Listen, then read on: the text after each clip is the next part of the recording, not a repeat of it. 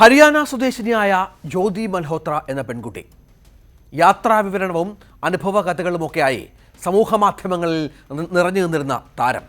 ആ ജ്യോതി ഒറ്റ ദിവസം കൊണ്ട് രാജ്യത്തെ മനസ്സിലാക്കി തന്നത് താൻ പാകിസ്ഥാന് വേണ്ടി മാതൃരാജ്യത്തെ ഒറ്റിക്കൊടുത്ത ആൾ എന്നുള്ളതാണ്. ഒറ്റ ദിവസം കൊണ്ട് ചാരവൃത്തിയിലേക്ക് ജ്യോതി മൽഹോത്ര എന്ന യുവതിയുടെ പേര് ഉയർന്നു വരികയാണ്. ലൈക്കുകൾ വാരിക്കൂട്ടിയിരുന്ന ബ്ലോഗർ ഇന്ന് പാകിസ്ഥാന് വേണ്ടി ചാരപ്പണി നടത്തിയെന്ന ഗുരുതര ആരോപണങ്ങൾക്ക് മുന്നിലാണ്. അവരുടെ സാമ്പത്തിക ഇടപാടുകൾ, യാത്രാ വിശദാംശങ്ങൾ എന്നിവയെല്ലാം ഹരിയാന പോലീസും കേന്ദ്ര ഏജൻസികളും പരിശോധിക്കുകയാണ്.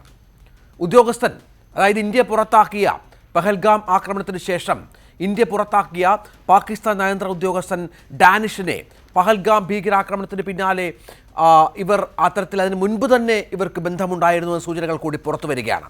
ജ്യോതിയുടെ ലാപ്ടോപ്പിൻ്റെയും മറ്റ് ഇലക്ട്രോണിക്സ് ഉപകരണങ്ങളുടെയും വിവരങ്ങളും പോലീസ് പരിശോധിക്കുകയാണ്.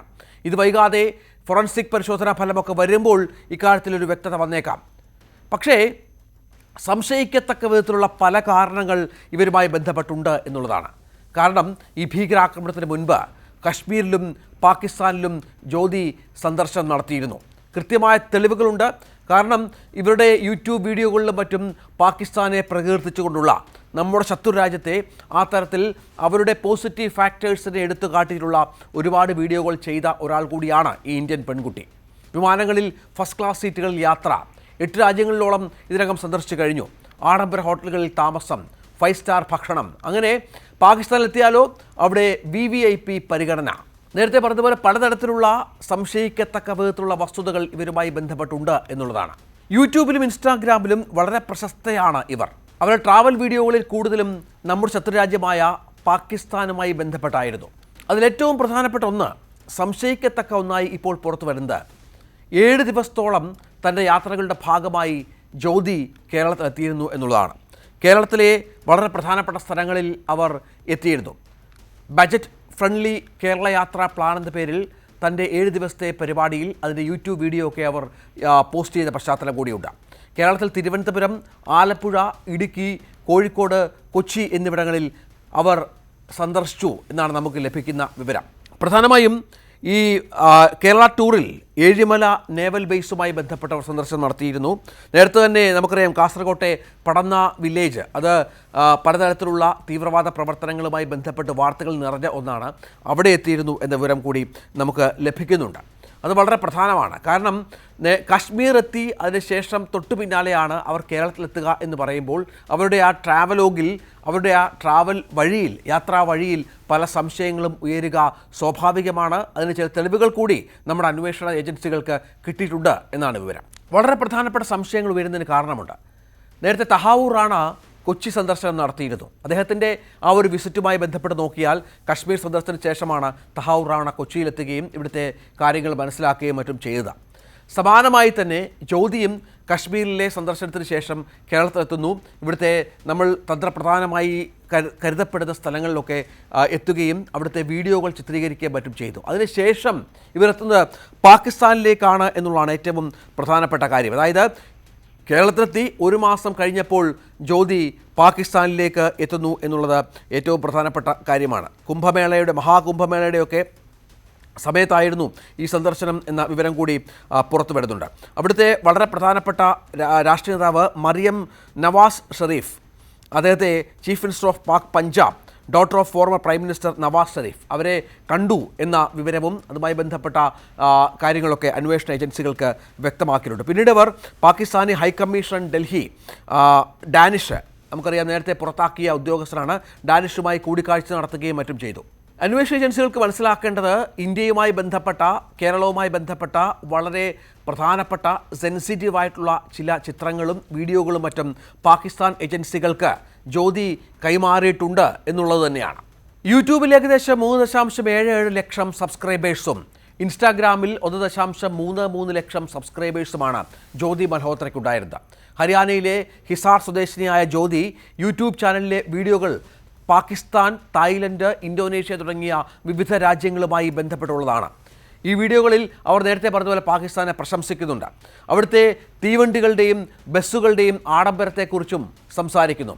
ട്രാവൽ വിത്ത് ജോ എന്ന ഈ യൂട്യൂബ് ചാനലിൻ്റെ വീഡിയോയിൽ ലാഹോറിലും പാകിസ്ഥാനിലെ മറ്റു നഗരങ്ങളിലെയും ആഡംബര ബസ്സുകളിലും ട്രെയിനുകളിലും ഇവർ എങ്ങനെ സഞ്ചരിക്കുന്നു എന്നതിൻ്റെ വിവിധ കാര്യങ്ങളെക്കുറിച്ചും പറയുന്നത് കാണാം. ഏറ്റവും പ്രധാനപ്പെട്ടത് പാകിസ്ഥാനിലെ കറ്റാസ്രാജ് ക്ഷേത്രമുണ്ട്. അവിടുത്തെ ഏറ്റവും പ്രധാനപ്പെട്ട ഒരു ക്ഷേത്രമാണ്. അവിടെ ഒരു ഇന്ത്യൻ പെൺകുട്ടി എത്തി എന്ന് പറഞ്ഞ് അവർ ഇട്ട വീഡിയോ ഏറെ പ്രശസ്തമായിരുന്നു എന്നുള്ളതാണ്. ആ ക്ഷേത്രത്തെക്കുറിച്ച്, അതിൻ്റെ പ്രാധാന്യത്തെക്കുറിച്ച്, അതിന് എത്രത്തോളം അവിടെ സംരക്ഷണം ലഭിക്കുന്നതിനെക്കുറിച്ചൊക്കെ ആ വീഡിയോയിൽ വളരെ കൃത്യമായി ആ പെൺകുട്ടി പറയുന്നുണ്ട്. നമുക്കറിയാം, അവിടെ ന്യൂനപക്ഷങ്ങൾക്ക്, പ്രത്യേകിച്ച് ഹിന്ദു സമുദായത്തിൽപ്പെട്ടവർക്ക് അവരുടെ ആരാധനയൊക്കെ നടത്താൻ എത്രത്തോളം പ്രയാസമുള്ള ഒരു രാജ്യമാണ്.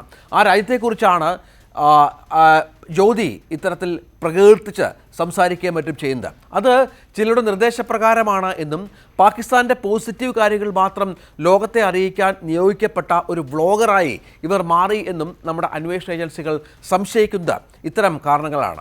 മാത്രമല്ല, പാകിസ്ഥാനിലെ അന്വേഷണ ഏജൻസികളുമായി നിരന്തരം ബന്ധം പുലർത്തിയതിന് അവരുമായി ബന്ധപ്പെട്ട തെളിവുകൾ നമ്മുടെ ഏജൻസികൾ കിട്ടിയിട്ടുണ്ട് എന്നുള്ളത് ഏറ്റവും പ്രധാനമാണ്. വരുമാനത്തിന് അനുസൃതമല്ലാത്ത ആഡംബര ജീവിത ശൈലി ഇവർക്കുണ്ടായിരുന്നുവെന്നും നമ്മുടെ പോലീസ് സംവിധാനങ്ങൾ കണ്ടെത്തിയിട്ടുണ്ട്. ഇത് മാത്രമല്ല, വാട്സപ്പ്, ടെലഗ്രാം, സ്നാപ്ചാറ്റ് എന്നിവ ഉൾപ്പെടെയുള്ള പ്ലാറ്റ്ഫോമുകൾ വഴി തന്ത്രപ്രധാനമായ വിവരങ്ങൾ ഇവർ അന്വേഷണ ഏജൻസികളുമായി, പാകിസ്ഥാനിലെ ഇൻ്റലിജൻസ് വൃത്തങ്ങളുമായി പങ്കിട്ടിരുന്നതായും പോലീസ് പറയുന്നുണ്ട്. പാക് ഹൈക്കമ്മീഷൻ സ്റ്റാഫ് അംഗമായിരുന്ന ഡാനിഷ് എന്ന വെളിപ്പേരുള്ള എഹ്സാൻ ഉർ റഹീം എന്ന വ്യക്തിയുമായാണ് ഇവർ ആദ്യം പരിചയപ്പെടുന്നത്. പാകിസ്ഥാനിലെത്തിയപ്പോൾ പാക് ചാര സംഘടനയിൽപ്പെട്ടവരുമായും ഇവർ അടുത്ത ബന്ധം പുലർത്തിയതായിട്ടാണ് ഇപ്പോൾ കണ്ടെത്തൽ. സമൂഹ മാധ്യമങ്ങളിൽ പാകിസ്ഥാൻ്റെ പ്രതിച്ഛായ വർദ്ധിപ്പിക്കാനുള്ള വീഡിയോകളും ഇവർ ചെയ്തിരുന്നു എന്നുള്ളതും നിർണായകമായി തന്നെ നമ്മുടെ ഏജൻസികൾ മനസ്സിലാക്കുന്നുണ്ട്. ഇത് മാത്രമല്ല, പാകിസ്ഥാനിലെ രഹസ്യാന്വേഷണ വിഭാഗം ഉദ്യോഗസ്ഥർക്കൊപ്പം ഇന്തോനേഷ്യയിലെ ബാലി സന്ദർശിച്ചു എന്നുള്ള വിവരങ്ങളും പുറത്തു വരുന്നുണ്ട്. 2023 ജ്യോതി പാകിസ്ഥാനിലെത്തിയത് ആദ്യമായി എന്നുള്ളതാണ്. ഈ യാത്രയ്ക്കും താമസത്തിനും സൗകര്യമൊരുക്കിയത് അലി എഹ്വാൻ എന്ന വ്യക്തിയായിരുന്നു എന്ന വിവരമുണ്ട്. ഇയാളാണ് ജ്യോതിയെ പാകിസ്ഥാൻ രഹസ്യാന്വേഷണ ഉദ്യോഗസ്ഥർക്ക് പരിചയപ്പെടുത്തിയത്.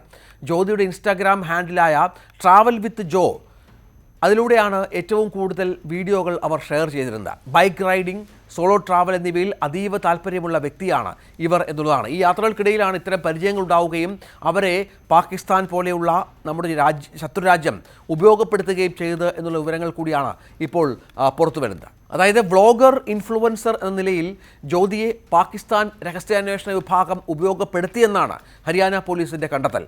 പാകിസ്ഥാനിൽ അത്തരത്തിലുള്ള പല ആളുകളെയും അവർ ഉപയോഗപ്പെടുത്താറുണ്ട്.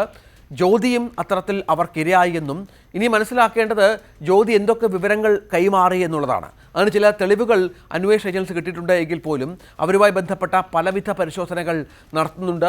ഇത് കൃത്യമായി തന്നെ ഇവരുടെ പാകിസ്ഥാൻ ബന്ധവുമായി ബന്ധപ്പെട്ട വിവരങ്ങളിലേക്ക് എത്തിക്കും എന്നുള്ള കാര്യം കൂടിയാണ് ഇപ്പോൾ നമുക്ക് ലഭ്യമാകുന്നത്. ഏതായാലും ഗൗരവമായി ഈ വിഷയത്തെ കാണുന്നു.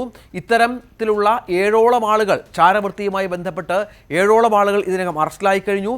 ഇവരെ കൃത്യമായി ചോദ്യം ചെയ്തു വരികയാണ്, തെളിവുകളും ശേഖരിച്ചു വരികയാണ്.